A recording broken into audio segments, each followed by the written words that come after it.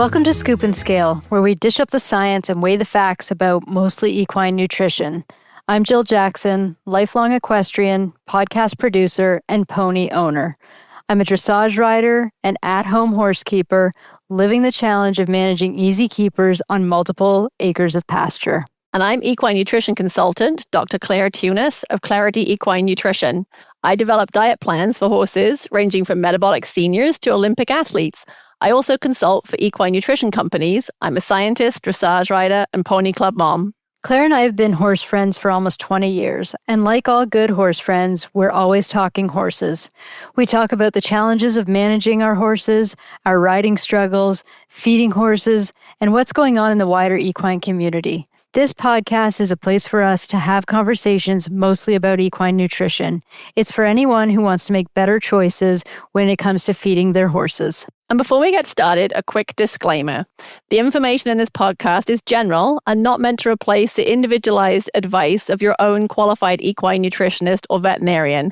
And while I have a PhD in nutrition, I'm not a veterinarian and can't give medical advice. With that, thank you for joining us, and we hope you enjoy the following episode.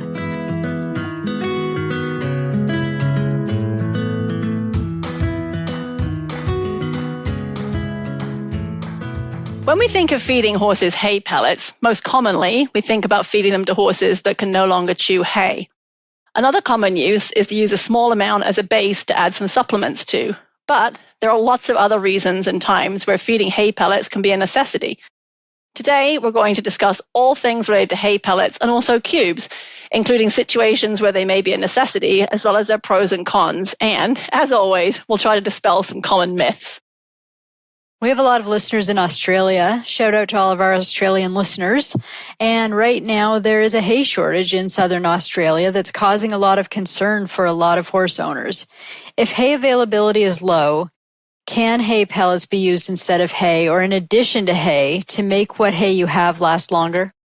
Yeah, absolutely. I mean, that's a great use for hay pellets. And hay shortages can occur in lots of places. I mean, I know we've struggled through a few shortages in recent years in different regions of the United States, either because of drought, right? So like Texas and the Southwest, we can struggle with drought and water shortages. Conversely, I think like the Midwest and East Coast can have more of an issue where it just keeps raining all the time. I know last year you had a very wet summer and struggled to get hay in because of that. And some places can't get 2 cuttings. There may be only 1 cutting. So there may be hay, but there may not be as much hay as there normally is. So hay pellets can be a great replacement and maybe more available because it's easier to ship pellets long distances than hay bales. So for example, a lot of hay pellets get shipped from the West Coast of the United States to the Middle East and Asia. And so, you can even get hay imported from overseas. So, for example, folks in Australia, could end up importing hay from overseas in the form of pellets and the like. And pellets take up less space than hay bales, pound for pound. So from a freight standpoint, they're much easier to move around than bales of hay are. And I'm assuming that hay cubes would be another option in this situation as well. Yeah, hay cubes are another good choice when hay's in short supply. And cubes are more commonly sold in bulk, such as in ton totes. The trick with cubes is that there may not be such a wide variety available. So not all types of forage make good cubes. Alfalfa tends to make a very good cube, and some manufacturers have figured out how to make cubes out of grass hay, but grass hays tend to not bind together as well as alfalfa, so that can make manufacturing grass hay cubes a bit of a challenge. What is the main difference between pellets and cubes? I mean, really, it just comes down to like particle size, right? So when you make pellets, you grind the hay into a fine powder, and then you add steam and you force it through something called a die. So that's like a metal plate with a bunch of holes in it. And you're forcing it through that plate with the holes in under pressure. And you've got this kind of damp, slightly gooey consistency of, ground mushy hay, basically, in tiny, tiny ground particles. And then you push it through that plate with the holes in under pressure and you form pellets. So the pellets can be different diameters based on the size of the holes in your pellet die. And the length can be different depending on how you set them to chop the pellets. It'll just keep making one great big long pellet and you have things cutting them off. So you can set that sort of cut length to how long the pellets will be.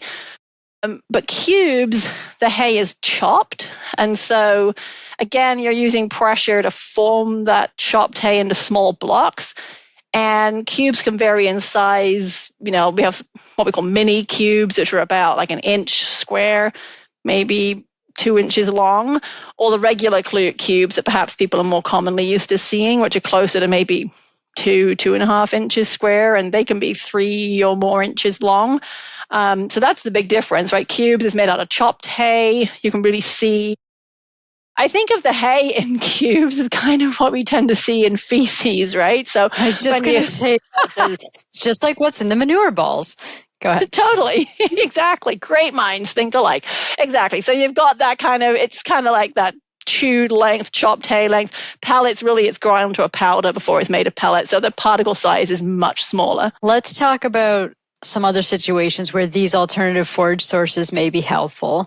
I have a pony with equine asthma, and for him, we soak his hay, but I know that some horses with asthma need hay pellets. Why is that? Yeah, horses with asthma need to have their exposure to dust and mold and other possible triggers reduced, right? So hay pellets are less dusty than hay. I don't care how good quality your hay is, it's going to have some dust and some mold in it. And when horses have their noses in that hay eating it, they're going to be inhaling that dust and those mold spores, which then can trigger their asthma issues. Any dust that's in the hay, when that hay is turned into a pellet, that dust tends to kind of get bound up inside the pellet. So it's not free floating, so it's not as inhalable, if that's a word. The heat and pressure that pellets are exposed to during manufacture will also impact mold spores that were in the hay. Soaking hay, we do that for horses with equine asthma because it makes the dust particles heavy and it causes the mold spores to swell, so they can't really inhale them. But soaking hay isn't always practical. Steaming hay is something else that we could do for asthma, but this is also not always possible, especially in sort of boarding situations. So pellets can be a good alternative option for these horses with equine asthma. Yeah, for anybody that has to soak or steam hay like I do, it's a pain, like all around. I mean, it takes more time, of course, than just throwing a flake, but like who wants to be messing with the hose and wet hay when it's 10 degrees outside? I mean, it's not 10 degrees here right now, but thinking of winter. Back in episode 49, we talked about free fecal water syndrome with Dr. Phoebe Smith. And during our conversation, we talked about feeding hay pellets to these horses. Could you remind our listeners why pellets can be necessary for horses with free fecal water? Yeah, so free fecal water is where they're passing water either before or after normal manure. And it can be caused by a range of things. And we talk about that, as you mentioned, in episode 49. But one of the common causes seems to be in association with eating long stem hay. So it's possible that the hay is irritating the lining of the colon. It's kind of getting scratched by those longer particle sizes that are kind of pokey. And because pellets have such tiny particle sizes, they seem to not irritate the gut lining as much. So I find that replacing even a relatively small amount of hay, maybe even 10 to 20% of their daily forage intake, with pellets can be enough to reset some horses. Of course, there's always those kind of stubborn cases where you're going to require, giving more of their forage intake as pellets, and some just can't handle any hay at all. Over time, it can be, it may be possible to then slowly put them back on hay. Once that sort of hindgut has reset itself and the irritation has gone away, you can sometimes get them back onto hay or mostly hay. It just really depends on the horse. And, this can also be true, not just of free fecal water syndrome, but just generally loose manure. Sometimes that can be, you can help sort that out by feeding some amount of pellets in place of your hay as well. Sort of funny sitting here talking about this because not only does my horse have asthma, but he also has free fecal water syndrome right now. So I wasn't going to say anything, but that's, yeah. 'Tis the season for him. It is the season. If he's not coughing, he's got fecal water. It's coming out one end or the other, either coughing or what? Yeah, anyway. Our listeners should, yes, we won't share the snot that sometimes comes out of your horse. Don't say that. Something. You never know. We could do we haven't done equine asthma yet. So yeah, that is, he may get his day. Right. So are pellets and cubes equally as good or the same for horses with asthma or free fecal water? Does it matter which one you use? Both are likely to be better than long stem hay for these horses, but because cubes have that longer particle size, it's possible that they might not be as effective as pellets for very sensitive individuals with free fecal water. And for asthma, cubes are going to be more dusty than pellets potentially. So for these conditions, I would put pellets ahead of cubes, but I put cubes ahead of hay, if that makes sense. Yeah. You mentioned in the intro that quite a few people feed a small amount of hay pellets as a base for their supplements. And another time I'm aware of people feeding a relatively small amount is before they ride or before they put their horse in the trailer. I do this. Could you explain what that's about? Yeah, so we know that riding and trailering increase a horse's risk of developing gastric ulcers, right? Especially the squamous ones that are kind of caused by acid splash. And we also know that chewing causes saliva release. And saliva is high in sodium bicarbonate, which naturally buffers stomach acid. So if you show up to ride after work and the horse hasn't been fed since breakfast, or maybe you show up before they get breakfast to ride before you go to work, you really don't want to ride on an empty stomach, especially if it's been a few hours since your horse has eaten anything. So giving some kind of forage to chew on can help buffer that stomach acid because you're going to get saliva, release and reduce that squamous ulcer risk. And you may only need as little as a pound. And this is where using alfalfa pellets would be particularly useful because alfalfa is naturally high in calcium and protein, and those tend to buffer the stomach acid better than, say, a grass hay pellet would. Wouldn't it be better to feed hay in this situation since hay takes more chewing? So you get more saliva produced, and then when you talk about the mat in their stomach for the splash, like a forage mat on top of the stomach contents, doesn't the long stem hay make a better mat? Yeah, it does, right? So hay would be better for both of these reasons. However, I know a lot of boarding barns where they don't want their boarders going in the hay barn, right? You can't just waltz into the hay barn and just go grab hay. Like some barns don't like that. So a way around that is to have a bag of hay pellets in the grain room with your, feed room with other things you might have and, feed a pound of that. And, in this case, cubes actually, or even chopped forage, you can buy baled bag chopped forage. They would actually be preferable to pellets because of the larger particle size, would do a better job of creating that mat that you're talking about that kind of sits on the top of all the stomach acid. So this would be, cubes or chopped forage for the win, where we said pellets were better for the asthma and the fecal water. And this is one of the biggest concerns about feeding pellets exclusively instead of hay. It results in reduced chew time and possibly gastric ulcer risk and behavioral issues due to boredom. So that's not a great attribute of feeding them, right? No, not really. And those are certainly risks. I think you hear that all the time. They do, they don't take as long to eat because there's less chewing involved, right? So they are going to be standing around for longer with less to do. From a nutritional standpoint, the nutrient profile of the hay pellet is going to be the same as the hay it came from. It's just been, that hay's been processed into the pellet. So the nutritional profile is the same. And the processing itself isn't bad. Certainly, they won't take as long to eat. So there is going to be potentially more time standing around with nothing to do, which can cause boredom and less saliva production overall because, less chewing or less drawn out saliva production, right? Because if it takes an hour and a half to eat what they would get in hay, it might take half that time in pellets. So you get a less long period of saliva production. And I don't think that people think about hay pellets as being processed, and we see a lot of negativity online within certain circles about feeding processed feeds, and yet they frequently recommend hay pellets, which are essentially processed. Yeah, this is one of my pet peeves, right? It's very convenient to be anti a word in one context and then you're fine with it in another, right?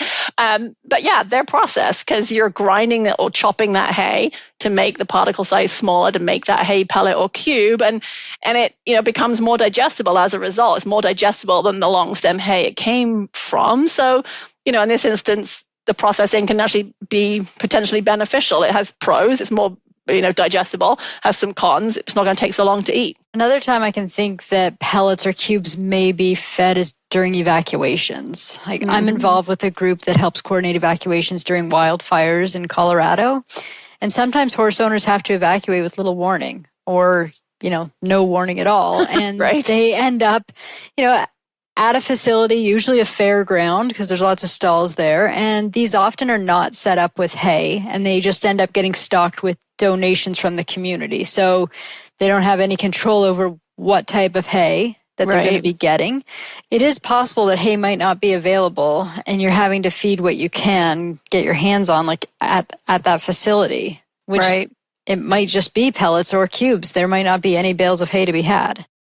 Yeah, absolutely. I mean, that was a real issue, and we had the big fires in Northern California when I lived there. And I mean, it was amazing, right? People were phoning the local feed stores, and just there was an account set up, right? And they would donate money to the feed store, and then the feed store would just ship feed to the fairgrounds. And, they were doing their best at sort of guessing what they thought people might need, right? And so sort of random shipments of things would show up, a local feed company donate a semi truck of hay pellets or whatever. It's kind of a bit of a free for all, and everybody, you're thankful that all these people are being so generous. It's hard to be picky in that situation, right? But yeah, I mean, there may not be your regular hay that your horse is used to getting. So yeah, you just have to kind of feed what you got. So what should horse owners do if they find themselves in this position? Because I'm assuming, we all know that you want to make changes to your feed slowly and over time. But in this situation, that's not an option. So what's the best steps here? Yeah, you're correct, right? Ideally, we're always telling people, make feed changes over 7 to 10 days, and, in an ideal setting, right, you would add a pound of pellets each day until you're feeding the amount of pellets that maybe equals a flake of hay, and then you'd take a flake of hay away, and then you'd start, adding another pound of hay, pound of pellets each day until you've removed another flake's worth, and take that flake away until you've, if your goal is to completely substitute hay with pellets, you would keep doing that until all your hay is gone and you're feeding, 100% of your hay is pellets. But in the case of evacuation, you're not going to have that luxury, and it's possible that your horse may just have to go cold turkey onto pellets or cubes. And in this situation, there really isn't anything you can do, like we said. And hopefully the type of pellets or cubes are going to be similar as possible to the hay you are feeding, so that you aren't changing types of hay. So, ideally you're not going from having always fed grass hay to then suddenly having to feed alfalfa pellets. That would be a huge change, but sometimes you don't have any choice. And you're stuck between two not great options, right? Not evacuate and stay home with your hay and face natural disaster, or evacuate and possibly not have the right kind of hay when you get to your destination. So the good news is that horses are really remarkably resilient. I know we think they aren't because they're always hurting themselves and things, but they do mostly do just fine, with a sudden switch like that. And it is, sudden switches in forage are perhaps safer than sudden switches in, high starch grains, that kind of thing. It's just, you're stuck between a rock and a hard place, right? But you just have to, you kind of got to do what you got to do. Are there other scenarios where feeding pellets or cubes become important? I think the situation that most people often associate with feeding hay pellets instead of hay is those senior horses, right? With poor dental health. Maybe they can't eat hay anymore. And kind of going along with that, horses that choke, right? So on long stem hay, and so they end up being put on pellets. Those horses may or may not have dental issues. A scenario that might not be thought of very often is actually to feed them to horses that need to gain weight, or where you want to feed a type of hay, but you need to feed an amount that's less than a flake. I do this quite a lot with clients. So, for example, if I want to recommend that a client feeds 4 pounds of alfalfa, out here in the West, we have these massive 120 pound bales of alfalfa, and the flakes are 7 to 8 pounds a flake. So if I recommend for a client that they add 4 pounds of alfalfa to their horse's diet, that means they're going to have to ask their barn to feed half a flake of alfalfa. And it's just not feasible in a lot of situations. It's not going to be done consistently by barn staff, often if you're boarding. So it's easier to do that 4 pounds as alfalfa pellets that you do and like put in baggies if you're not going to be going out every day for the barn to feed, if they feed grain in inverted commas, and that gets to the last episode. It's not grain, it's alfalfa pellets, but perhaps your barn owner has that collective term of we'll feed grain if it's pre-prepared, and just roll with it and put your alfalfa pellets in the baggie, right? And that's easier way to get that horse a limited amount of alfalfa than it is, expecting somebody to accurately feed half a flake every day. It's easier for everybody just to do it, pre-weighed as pellets. What makes them a good choice for underweight horses? So as I mentioned earlier, they're better digested than hay, and that's because the hay is finely ground, right, into that kind of powder before it's put into a pellet. And so once the horse chews that pellet, it just basically disintegrates back into those tiny particles. And I always remember some lesson, I don't remember when I was tiny, probably elementary school, right? Does an elephant or a mouse have a greater relative surface area, right? The mouse has to volume. So the mouse has a greater surface area relative to its volume than an elephant does. So the smaller a particle, the tiny particle, the greater surface area it has. And you've got more surface area for enzymes, bacteria, things to attach to. And so that's why you end up with better digestion when you have a smaller particle size, because you have a greater surface area for the digestive enzymes and bacteria to work on. And if the hay pellets are easier to digest than hay, do I need to feed the same amount of pellets as I feed the hay? That's a really good question.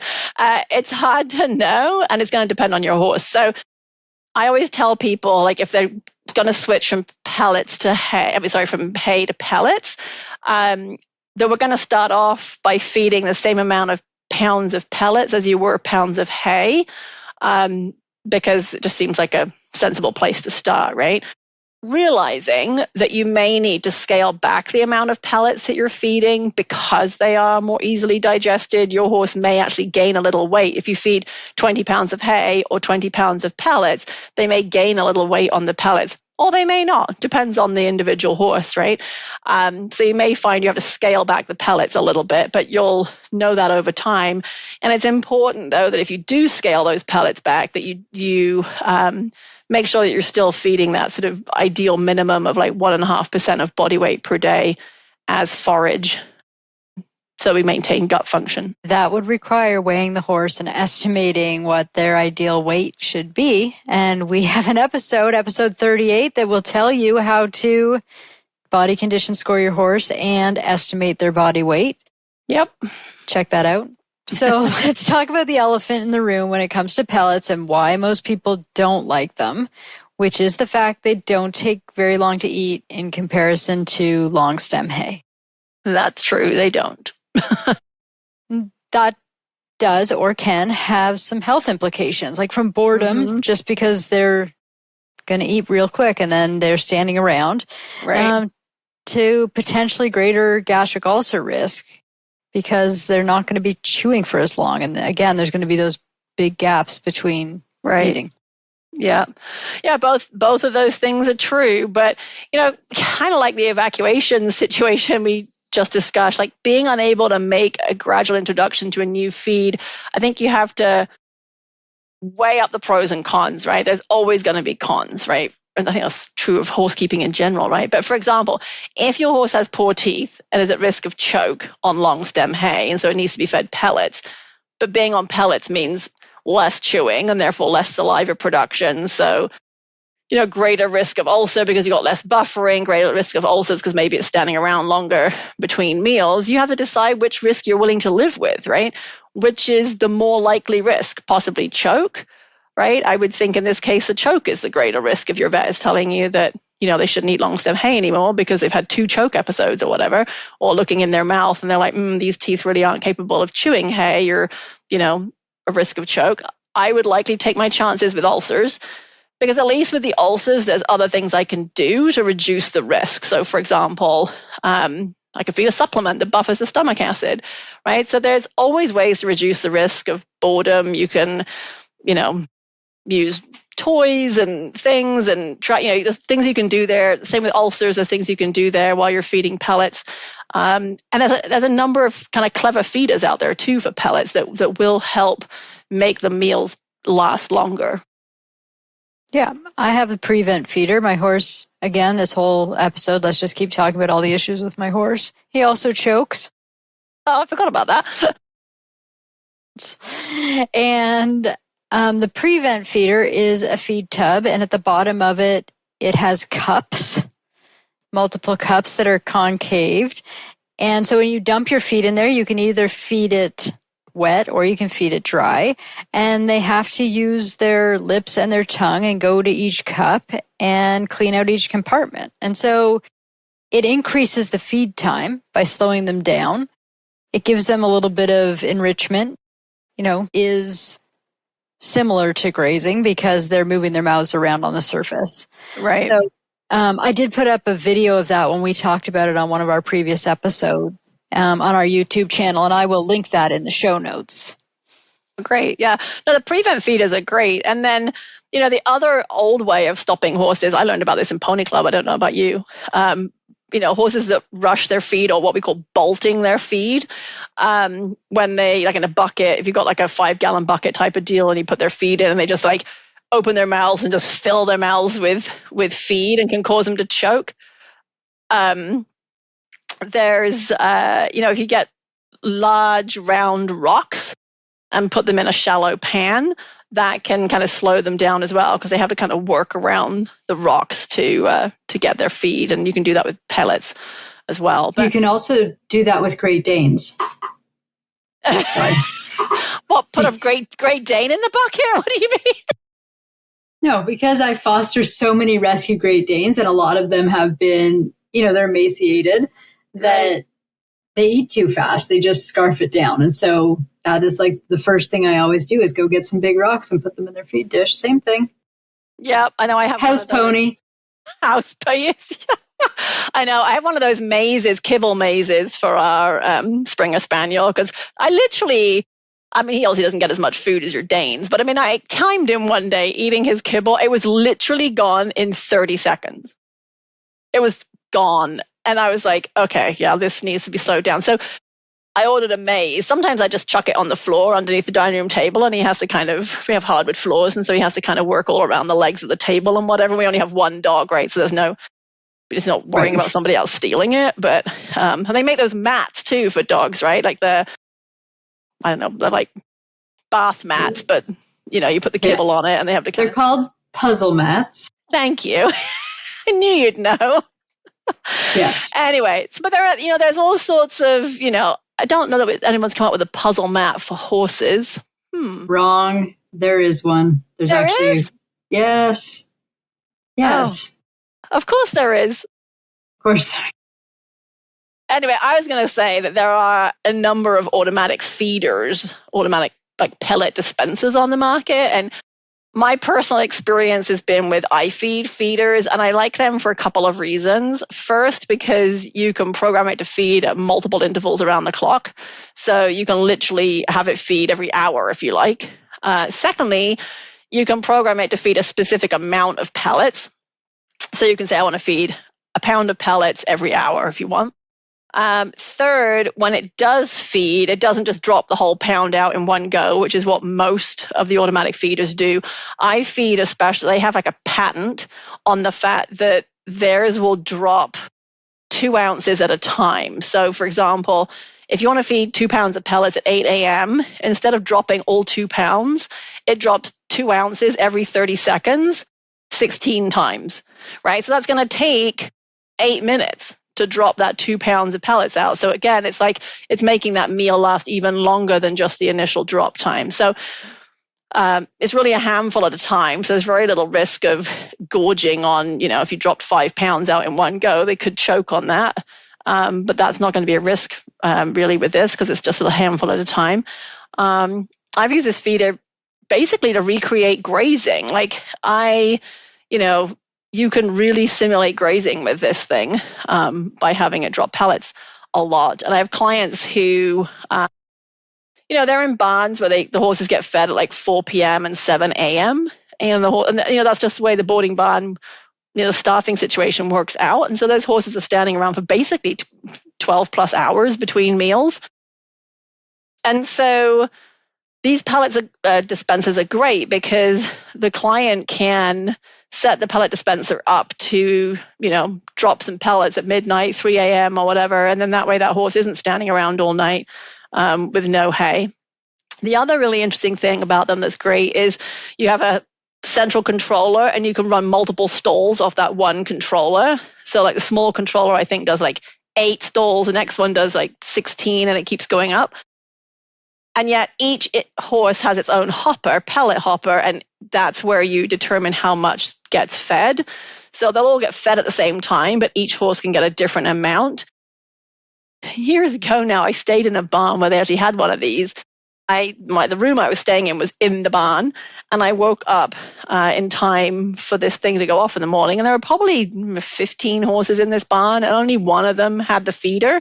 The little engine in the feeder goes rear, rear, rear, and like primes itself before it drops the pellets. That horse knew what that meant. It knew that meant pellets were coming, and it like went to the front of the stall where the pellets were going to come out, and like was like, my breakfast is coming. Everybody else in the barn, every other horse, nothing, because it didn't mean anything to them, right? They didn't even know that horse was getting fed. So there was no door kicking. Nobody was upset. And I thought that was actually really neat. And if this sounds like a good idea to you and you are boarding your horse, please don't just go out and buy it. Please talk to your barn owner. Yes, please. You are going to have to use electricity for this. It does need to be mounted. It's a discussion that needs to be had. Don't just expect your barn owners to be putting equipment up. Let's not get in trouble here. We get a bunch of people yelling at us. That's true. So what I'm hearing you say is that with some out-of-the-box thinking, you can reduce the negative side effects of feeding your forages pellets. Uh-huh. I've seen on like the DIY pages and stuff, people use hog feeders, which I think is pretty similar. And they'll drop 1 to 5 pounds up to 12 times a day. So there's definitely like products out there, and there are ways to make your pellets get fed throughout the day to last long. Yeah, absolutely. And what's interesting about the iFeed feeder is that I believe the family that sell it, originally his father actually was a pig farmer in Denmark and made these to feed his pigs. And then they adapted them for horses. So that's interesting that you're saying people are using hog feeders, in the DIY setting, because that's kind of where that came from as well. Interesting. If you do switch to hay pellets as your forage source, does your horse get enough fiber? Because I see this being talked about online. Yes. So fiber is a cellular thing, and it's not got anything to do with particle size, which I think is where people are getting confused. So they're thinking of like the tiny particle size because the hay gets ground up, and they think, well, there's no fiber in that. But if you think about, Metamucil, or if your, doctor tells you to take fiber or whatever for your own digestion, what form does Metamucil come in? It comes in a ground up powder, and yet you're taking it as a dietary fiber source. And the same with, we actually have some fiber gummies in the house right now. And I actually held it up to the light the other day. I'm like, is there any fiber in this? It just looks like Jell-O. So, fiber it's a cellular level thing, right? It's a carbohydrate. Fiber is carbohydrate, right? It's got nothing to do with particle size. So yes, there's plenty of fiber in hay pellets. So there'd be the same fiber in the hay as there is in the hay pellet, right? You've just changed the particle size. So that's the only difference. I think sometimes too, there's concerns about the particle size because in cows and other ruminants, there is something called scratch factor. So we have to feed them some longer stem forage because it needs to scratch the lining of their ruminant stomach to keep it healthy. So that's kind of a specific thing for ruminants. Scratch factor is less of an issue. Who's comparing cows and horses? That's not even like. Well, no, but the stomachs are not the same. You're telling me that I know nothing about cows. You're telling me that cows need to have their stomachs scratched. Yep. And horses, we don't want the hay touching the stomach because the ulcers. What? How is this fiber? Anyway, go on. I think it's because, well, but you've got ranching families, heritage, you've got cows, you've got horses, you're being told your cows need, fiber length is important, fiber is necessary for, and people look at them and think cow, horse, herbivore, right? They're both herbivores. If cows need longer stem fiber, now I'm getting confused, longer particle sizes for scratch factor, then horses probably do as well, right? But it's a different digestive tract, and so how many stomachs do cows have? Well, they have one stomach, 4 different chambers. And how many chambers does a horse have? Well, it just has a stomach. Yes, it just has a Thank you. It has That's my whole point. Gastric stomach. I know it's completely different because the horses cows have a rumen, a reticular rumen, an omasum, and an abomasum. And those are all stomachs in inverted commas, but they're actually like different chambers. So very interesting. They have their fiber fermenting component of their digestive tract is the first part of their digestive system, right? So hay comes down the esophagus and it goes straight into bacterial fermentation in the rumen and the reticular rumen, and then it leaves through like a physical filter called the omasum, which is all these it's actually fascinating. It's like a ball and it has these almost like leaves that interlock. Some people call it like the leaves of the Bible, kind of a strange thing. And then it leaves there and it goes into the abomasum, which is the acidic stomach. Whereas the horse's digestive tract, the food goes down the esophagus, goes into the acidic stomach, then it goes into the small intestine, colon, cecum, colon, and out the other end. Cows have, a small intestine too, right? So they have their acidic abomasum, small intestine, colon. So from that point on, they're the same as a horse, right? They go the same thing as a horse. They go acidic stomach, small intestine, colon, but they have this huge microbial vat first. And again, my whole point is you can't compare cows and horses' digestive systems. There's not at all the same. No, but there are some, similarities in the separate compartments. They're just all in a different order. So yeah, it's you can't make direct. Okay, go on with what you were saying about scratch factor. Right, so cows need scratch factor. It's less important for horses. I know plenty of horses that only ever get fed pellets and they're totally fine. I know entire barns that only feed hay pellets as their forage source. Yeah, would it be ideal for some horses to have a little bit of long stem fiber, for mental health or whatever? Yeah, I mean, great. But there's plenty of horses out there that for health reasons or just the way they've decided to manage their barn, they're not getting any long stem hay and they're doing just fine. Let's address another common misconception about hay pellets, which is that people think they're low quality. Yeah, I've heard people say that too. And I think it's kind of like that. Oh, well, they just take the junk hay and make it into pellets. And to me, this is kind of akin to frozen vegetables, right? So I think we have this thing about, don't laugh, right? But people think the frozen vegetables, it's like fresh vegetables at the best. And yeah, fresh vegetables are lovely. Much prefer eating fresh vegetables. But the interesting thing about frozen vegetables is that they get flash frozen normally at like their peak, readiness to eat. And then you preserve all those nutrients. Whereas your fresh vegetables, the whole time they're sitting on the shelf in the grocery store, they're like, they're not as good every day. So food for thought. Oh, see what I did there? You're definitely not going to change my mind about eating frozen vegetables. The only frozen vegetables that I'm going to eat, there's 2 times that I'm going to get something out of the frozen vegetable section. Spinach, to make spinach and artichoke dip, and the pea and carrot mix to put in the chicken pot pie. But other than that, I'm not getting any frozen vegetables to just heat up and eat as my side. You can say they're flash frozen and all that. I don't eat a lot of frozen vegetables. I don't eat a lot of frozen vegetables either. Peas and corn I eat, but my point is that nutritionally they are not less superior than fresh vegetables. And similarly, hay pellets are not less superior than hay. Of course, there's going to be variability. I mean, some manufacturers just have access to better quality hay than others.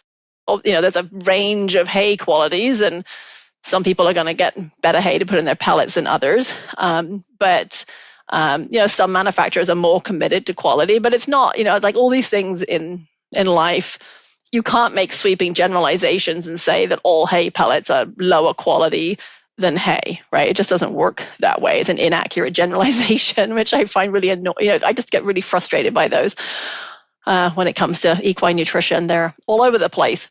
I was going to say, I bought hay pellets in multiple states, and I've never opened a bag of hay pellets and been like, these don't look nice, or these don't smell nice. Like, right. I always like opening a bag of hay pellets. I always think they're nice and they smell nice. And I've never once thought, oh, this is the bottom of the barrel. Like they swept up all the loose hay off the ground and compressed them into pellets. And how many times have you opened a bale of hay and gone, this is a bit subpar? More than I want to even admit. Right, exactly. So the interesting thing about bagged hay pellets is that they require a tag, right? And so at the very least, you're going to know protein, fat, and fiber content, and maybe more, right? So you don't get that with a bale of hay you pick up at the feed store, and rarely you're going to get any kind of nutrition information, even when you buy hay from a grower. So, the companies that are committed to quality are likely going to be able to provide you at least with like seasonal averages for most nutrient levels that they would typically expect to find in their pellets, which again, it's difficult to get that for hay. So, which again is, so it's no, you can't. It's a very long-winded way of saying no, they're not necessarily low quality. And earlier you mentioned that pellets are more digestible than regular hay. Why is that? Yeah, I think I touched on it, right? It is that the pellets are basically pre-chewed, right? So as soon as the horse chews that pellet, it disintegrates into the tiny, tiny particles. And you've got that higher surface area. So you're going to get better digestion just because of the surface area being larger. So again, it can, one of the big benefits of feeding some horses pellets, as we mentioned earlier, it can be that it can help with weight management. We hear all the time about feeding hay pellets to senior horses with bad teeth or if they've lost teeth. And the fact that the pellets break into such small pieces, I assume is part of the reason why they get recommended all the time. Exactly, right. So the thing too is it may not be that they don't have enough tooth. Sometimes, senior horses struggle because they just don't have the shear force anymore. They're just not their muscles aren't very strong, right? And it takes a lot of just muscular strength to move those, jaw muscles to grind the hay. So it may not be that they don't have any teeth. It may just be that their teeth don't work very effectively. They just don't grind very well anymore. So yeah, pellets can be a really good choice of those horses. And that also means that they probably get better, more nutrients out of that than they will out of hay. And so if you've got a senior horse that's, we see this all the time, right? Senior horses that start to lose weight because their teeth aren't working great. They're being fed lots of hay. I mean, I've got clients, who have older senior horses that are losing weight and they're being fed plenty of hay, but for whatever, they're just not getting the nutrition out of that hay. And so they're starting to lose weight. And it's partly just because they're just not processing that hay well enough to get the nutrition out of it that they need. And so even if they have teeth, switching to pellets can be helpful. If we consider the horse with poor teeth, if they are being fed a hay pellet, should those pellets be soaked? Generally, I would recommend yes, but how long they would need to be soaked for is going to depend on the specific hay pellet. Some are harder, right? I think you've mentioned you've bought hay pellets in a number of different places, and I don't know if you've noticed, but some hay pellets are like bullets, right? They're like really hard, and some, and they're and I know they're hard, they're often shiny, right? They're like, I don't know. I always find those the really kind of hard ones, and then some are not going to be as hard, and the harder ones are going to take longer to soak. You can get them to soak quicker. Sometimes the same with beet pulp by, using warmer water, but you kind of have to experiment to see, how long you're going to have to soak it and what really works depending on the specific pellet that you buy. Is this true of feeding hay pellets to all horses? In what situation do they not need to be soaked? Or what if you can't soak? I've certainly fed, unsoaked pellets to my horses. So it's not necessary to soak hay pellets for all horses. I used to feed some alfalfa pellets and I didn't soak those. And we didn't have any issues, but my horses have really good teeth and I wasn't feeding, a 5 pounds of pellets at one time. It was just kind of what we were talking about earlier. We used to do sort of pound and a half of alfalfa pellets in the cross ties while we were grooming before we rode, and I didn't soak those because we literally arrived at the barn and went and got the pellets and fed them when I wanted to get on a ride. So pellets, but I was also kind of picky about what pellets I bought. So they come in different sizes, as I mentioned earlier, depending on the diameter of the holes in the die that makes them. So you can get like 1/4-inch pellets that are much smaller, and they break pretty easily, or you can get, fatty pellets that, are much bigger and harder. And so if I was going to feed an unsoaked hay pellet, I'd try to find one that was a smaller diameter and that kind of, you can break really easily with your own fingers kind of thing. It snaps apart really easily. I don't like feeding the very large hay pellets without soaking them. It's funny you say that because I buy my pellets from a local mill. I mean, I'm in Iowa. I think they come out of Nebraska, but my little feed store here gets them for me. And the bag that I just opened has like longer, skinny, like you can snap them in your hand. Yeah. And I'm like, these are great for soaking because they soak so quickly. Like I don't have to add that much water and they just fluff up. Whereas before they were shorter pellets, but they were rounder. And those ones you had to let them sit a little bit longer to get them soft. So I guess if you find a brand you like, or if your mill just changes the dye. Yeah. Yeah. Yeah, exactly. It can be worth, kind of playing with what manufacturers you have available and looking at the difference between their pellets, because you may find, I mean, as I said, there's one company here that has their own brand of pellets, and they're a 1/4-inch pellet, and they're very small and they're really easy to feed, and I didn't worry about not feeding them. But then you get these great big honking pellets. Another local manufacturer, these things are massive, and I wouldn't, I would worry a bit about feeding those without soaking them. Yeah. Well, we've covered a lot in this episode. Is there anything else you wanted to add? I don't think there is. That might be a first. Do you want me to just do a general public service announcement? Sure. It just came to me. I was just thinking about it. Like, we're seeing more fires start. Yeah. If you haven't come up with a plan, if your barn has not gone over a evacuation plan for hurricanes, for fires, for flooding, take the time, get prepared, make sure that the horses that are in your barn that don't know how to get in the trailer, that you are working on getting them in the trailer. Know what horses are going in what trailers and know where you're going with them. That's my public service announcement. No, that is such good advice. I have a dear friend in Northern California who, one of the very first big fires we had, she helped evacuate people. And she said it was devastating when horses wouldn't get in trailers. And they gave them 15 minutes. And she was like, I'm sorry, I've got to go, right? There's other horses that will get in trailers. We've got just put, halters on them, write your phone number on them, let them go, And she said it was so hard to do that. And that was her takeaway from doing it, was like, as soon as you think there may be an evacuation, get the horses that don't trailer, don't load well, out. Right. It's not the time to be teaching horses to trailer, and everybody's energy level is too high, and whoever's coming to pick you up, they're already doing you a favor if they're coming in with their truck and trailer. It is not their job to train your horse to get in the trailer, and don't expect them to do it. And they better be able to get in a straight load, a slant, a step up, a ramp, right? Because it's just going to show up, and you've got to be able to get in. So, it's every horse needs to be able to get in a trailer. And if you have a horse that won't get in a trailer well on a casual sunny Saturday afternoon, they're sure as heck not going to get in the trailer when the flames are beating down on you and the smoke and everyone's stressed and running around and, everyone's lives are at risk. So, if you've got horses that struggle, like as soon as you hear that there may be an evacuation, those need to go first. And leave your good loaders, do that, So having, like you said, having that plan of knowing what order they're leaving and how they're leaving, and where you're going to go too. I mean, I know that can be hard because you don't know sometimes which way fire's going or whatever, but and have things in your trailer, right? I mean, so that your trailer's ready to go too. But we should do an episode on this. There's so much to talk about. We're going to. It's on my list of episodes. Good stuff. For our listeners, if you'd like to be a part of our conversation, please send your suggestions for future topics and equine nutrition questions to info@scoopandscale.com and is spelled out.